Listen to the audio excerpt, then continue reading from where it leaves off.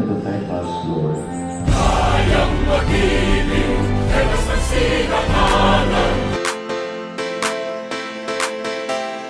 Nauman ra gyud nagmalangtaron mo na karon nagpasalamat jud mi nga na-realize ni kanang lahi gyud siya ang red tilapia kaysa red tilapia nga gi-grow sa trapal.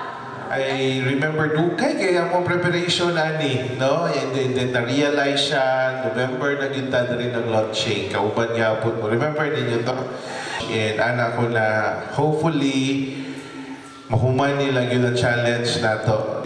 Kung sa kuwan pa, naghana silang natunan, no? Na mga things to do and not to do, no? Together with Engineer Miguel's guidance. Mauna ning tahin na mag-harvest ta.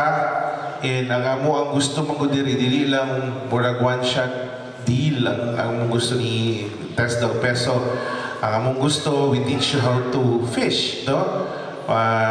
Through livelihood. So morning atong ginatawag na sustainable livelihood, no?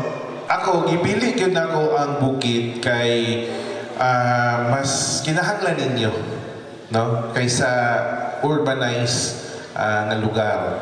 When you say kinahanglan ninyo, kung mukaon mo isda, di ba kayo mo makaadto dayon og Santo Tomas o mamalit dayon. Tama?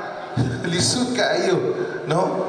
So, ang inyong isda usahay, inyong hapang bularon, o inyong hapang, di ba? Kanang, walay ka na, kung sa kwan, padili fresh, kuha yun ninyo ba? So, for now, kabalo naman mo sa technology, I hope na ipadayon na to. No? Eh, kanang Peso o Dole, kuan yun na, twin partner yun na sila.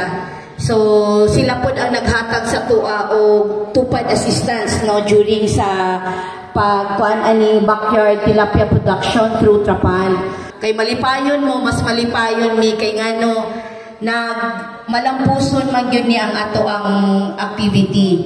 Ma'am Mayor Roa, and in lieu of our administrator from Corfield, Engineer John Panes, as I am the head of the training department of the center, I have the honor to present to you the 25 candidates for graduation of the 80 hours Red Tilapia Trapan production who completed all the requirements for the aforementioned training.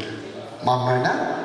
By the power vested upon me by the Technical Education and Skills Development Authority as your acting district director, may I declare you graduates of the 80 hours backyard tilapia production through Trapan Technology Training.